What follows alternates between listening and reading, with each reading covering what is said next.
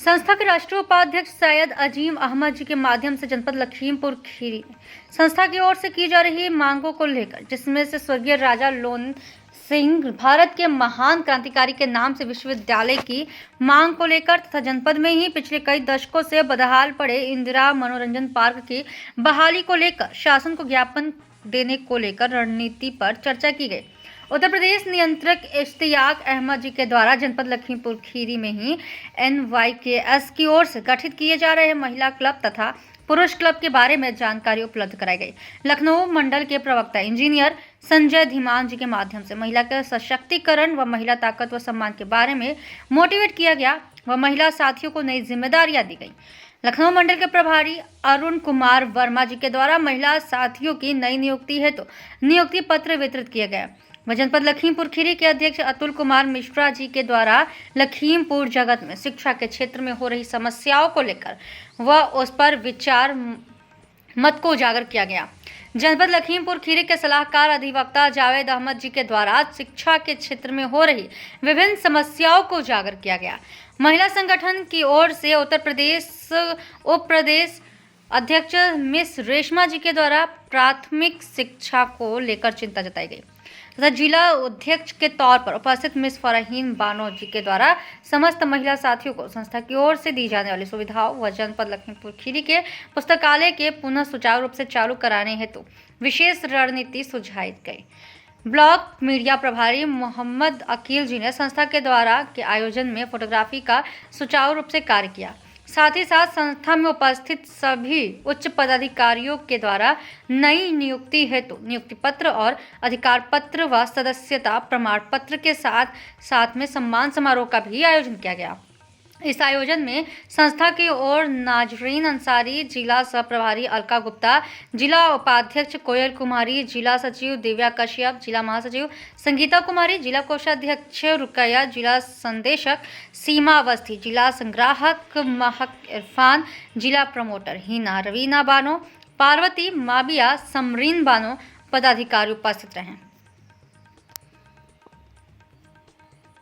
योगियों के लिए उत्तर प्रदेश के जनपद लखीमपुर खीरी में ऑर्गेनाइज की जा रही है, जिसमें लखीमपुर खीरी में जो शिक्षा का स्तर देखा जाए तो काफ़ी घटा हुआ है, गिरा हुआ है। और एक ये ऐसा ज़िला है जिसमें 2 सांसद मिलते हैं। 2 सांसद होने के बावजूद भी ये ज़िला ऐसा है जिसकी डिस्टेंस करीब 200 किलोमीटर अगर आसपास ली जाए, उसके बावजूद भी कोई विश्वविद्यालय न होना, ये बहुत दुखद बात है। इसलिए हम लोगों ने संस्था के माध्यम से ये मुहिम छेड़ी है और प्रशासन से भी ये मांग करते हैं कि 1857 के महान क्रांतिकारी स्वर्गीय राजा लोने सिंह, जिनके नाम से मात्र मितौली में एक इंटर कॉलेज चल रहा है, उनके त्याग और बलिदान को जनपद में देखते हुए एक विश्वविद्यालय का निर्माण किया जाए।